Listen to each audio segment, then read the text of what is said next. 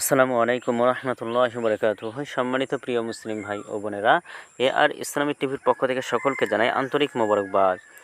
আশা করি সকলে ভালো আছেন। আমি আলহামদুলিল্লাহ আল্লাহর রহমতে ভালো আছি। আজকে আপনাদের মাঝে আলোচনা করব নামাজের সময়সূচি সম্পর্কে।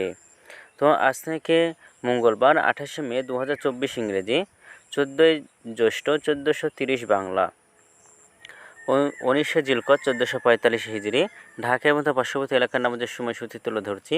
তারপরে অন্যান্য জেলা বিভাগগুলোর নামাজের সময়সূচিগুলো আপনাদের মধ্যে তুলে ধরবো। আজকে ঢাকা এবং তার পার্শ্ববর্তী এলাকার তাহাজ্জুদ এবং সেহরির শেষ সময় হলো 3:51 শেষ হবে, এবং আজকে ফজর ওয়াক্ত শুরু হয়েছে 3:46 এবং ফজরের ওয়াক্ত আজকে শেষ হয়েছে 5:11। জোহরের ওয়াক্ত আজকে শুরু হবে 11:57, জোহরের ওয়াক্ত আজকে শেষ হবে 4:35। আসর ওয়াক্ত আজকে শুরু হবে 4:36, আসর ওয়াক্ত আজকে শেষ হবে 6:39।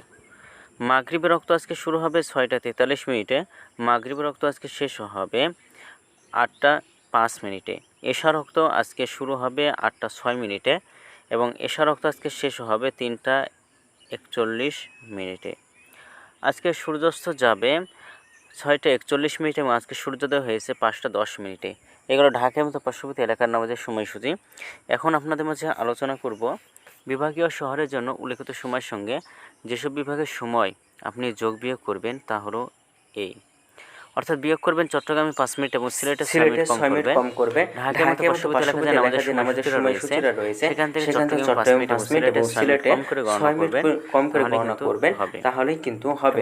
এবং যোগ করবেন খুলনাতে 3 মিনিট, রাজশাহীতে 7 মিনিট, রংপুর 8 মিনিট, বরিশালে 1 মিনিট বেশি করবেন। ঢাকা এবং পার্শ্ববর্তী এলাকায় যে নামাজের সময়সূচিরা রয়েছে সেখান থেকে খুলনাতে 3 মিনিট, রাজশাহীতে 7 মিনিট, রংপুর 8 মিনিট, বরিশালে 1 মিনিট বেশি করে গণনা করবেন, তাহলেই কিন্তু হবে। তো আজকের ভিডিওটি এ পর্যন্তই ছিল। আর এই সূত্রটা আমরা দিয়েছি ইসলামিক ফাউন্ডেশন। যদি আপনাদের ভালো লাগে তাহলে কিন্তু অবশ্যই চ্যানেলটি সাবস্ক্রাইব করে পাশে থাকবেন। ধন্যবাদ সকলকে।